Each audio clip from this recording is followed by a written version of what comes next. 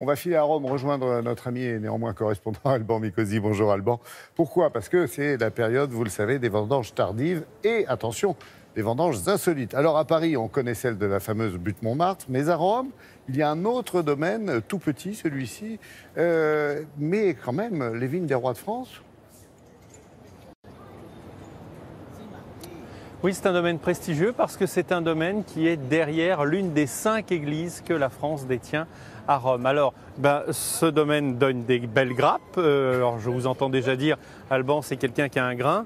Oui, certes, mais c'est un reportage assez intéressant parce qu'il va nous montrer le lien historique entre la France et notamment la région du Languedoc et la romanité au sens large, puisque ces vignes françaises qui sont récoltés donc à Rome. En fait, à l'origine, ce sont les Romains qui importaient le vin en France. Allez, je vous propose de voir tout ça dans le reportage que nous avons fait avec Florence Crimon et Valérie Parent.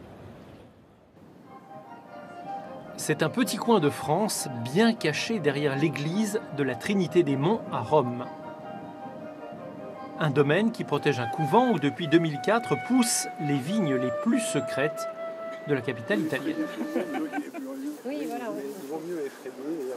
On y va. Hier soir ont eu lieu les vendanges symboliques de la France à Rome, faites par des professionnels venus d'Occitanie. Ce sont des cépages qui sont originaires de la région Languedoc-Roussillon, qui ont été plantés ici. Il y a 90 cépages qui représentent tous les cépages de la région Languedoc-Roussillon. Puisqu'en fin de compte, on est ramené à Rome, les cépages que les Romains nous avaient apportés il y a longtemps. Il y a 2000 ans en l'occurrence, car l'histoire commune de Rome et du Languedoc date de l'Antiquité. T'as du blanc ici, regarde. Une récolte symbolique en musique qui est avant tout un événement culturel. Depuis 14 ans, oui, on vient planter, on vient couper les raisins qu'on a plantés cette vigne il y a 14 ans. 14 récoltes, mais toujours pas de vin. Ah là, on a de quoi faire. Avec moins de 100 pieds de vigne, les quantités obtenues n'auraient pas beaucoup de sens. Ils sont sucrés. C'est sucré, c'est pas mal. Ouais. C'est pas mal, ceux qui sont sains sont bien. Alors l'an prochain, la confrérie du Languedoc-Roussillon a promis de revenir avec un pressoir pour récolter enfin le fruit de ses premières années de labeur et pouvoir goûter le produit de ces vignes insolites. Ouais, des récoltes, Alban, qui sont peut-être un peu à l'image aussi des relations qu'il y a entre Rome et l'Occitanie, non? Oui, effectivement, ce sont avant tout des récoltes culturelles, on l'a compris.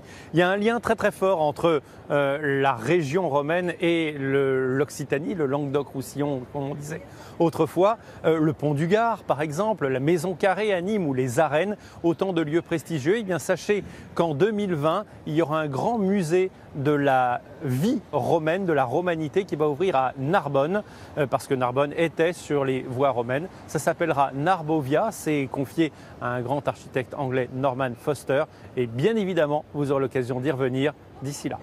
Merci Alban, et aussi pour la jolie carte postale de Rome illuminée par le soleil qui se lève sur la cité éternelle. Bonne journée à vous et à vos équipes. Très belle journée.